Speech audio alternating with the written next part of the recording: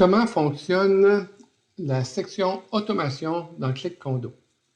Avant d'aller dans le détail, vous allez remarquer qu'en arrivant dans la section automation, il y a deux onglets. La bibliothèque globale avec 4 éléments pour le moment et la bibliothèque d'automation qui, normalement, ne devrait rien avoir au début. Si nous revenons à la bibliothèque globale, je me sers des automations déjà existantes pour vous montrer comment ça fonctionne. Première chose, c'est que les éléments de la bibliothèque globale sont automatiquement créés pour tous les syndicats. À chaque fois qu'un nouveau syndicat se crée, elles sont disponibles. Vous n'avez qu'à les activer et elles vont fonctionner. Si, par exemple, lorsque vous lisez celui-là, ici, rappel annuel du 15 janvier de changement des piles de détecteurs d'eau et de fumée, vous pourriez dire, nous, ce rappel-là, le 15 janvier, j'aimerais ça que ça soit le 15 mars plutôt à chaque année.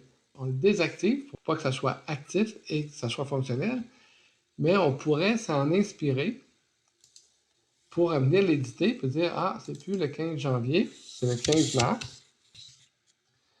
Et ensuite, on continue et on n'a à peu près rien à changer si on veut faire la même chose pour le 15 mars. On va venir changer la date de début pour le 15 mars.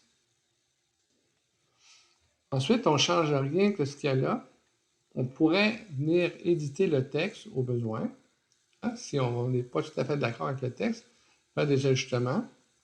Là, il faut activer l'automation comme telle pour qu'elle devienne active.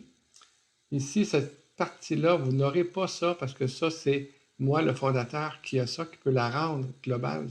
Et on fait simplement créer et elle va se retrouver dans mes automations pour le 15 mars avec les mêmes paramètres qui sont désactivés ici. Comprenez aussi qu'on pourrait dire, il y a d'autres choses que je veux faire de façon annuelle qui ressemblent à ça, mais pour d'autres choses.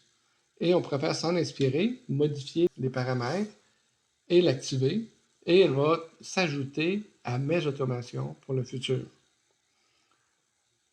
OK? Alors, vous pouvez explorer ça. Et si vous décidez d'en créer une toute nouvelle, il y a plein de possibilités.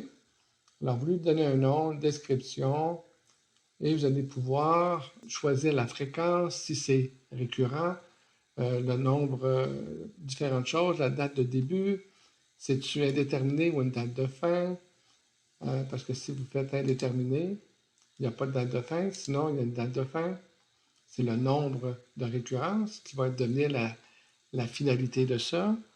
Puis là, vous pouvez ajouter des différentes conditions, puis des actions qui sont de l'ordre de envoyer un courriel, générer un rapport, créer une tâche, quelque chose du genre. Si c'est créer un courriel, bien évidemment, vous pouvez tout le créer ici et l'éditer, choisir les destinataires. Il y a tellement de possibilités qu'il faut vraiment explorer. Et si vous avez des choses très particulières que vous n'arrivez pas à faire, n'hésitez pas à demander de l'aide et on va vous aider à créer l'automation que vous souhaitez faire. Alors, voilà, ça conclut le module automation.